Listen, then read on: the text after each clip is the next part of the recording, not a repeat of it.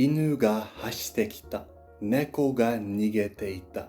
Today we will learn the JLPT and 4 grammar tekuru and teiku to express that a movement verb is oriented towards the speaker or away from the speaker. Simply change a movement verb to the te form and add kuru after it to express that the movement is oriented towards the speaker, and add iku after it to express that the movement is oriented away from the speaker. The te form is used to express a sequence of actions, and kuru and iku mean to come and to go respectively. You can think of it as if they mean to do X and come towards the speaker, and to do X and go away from the speaker. For example, inu ga hashite kita. In this example, the past tense of kuru, kita, is placed after the te form of hashiru, so it means came running towards me. And neko ga nigete ita.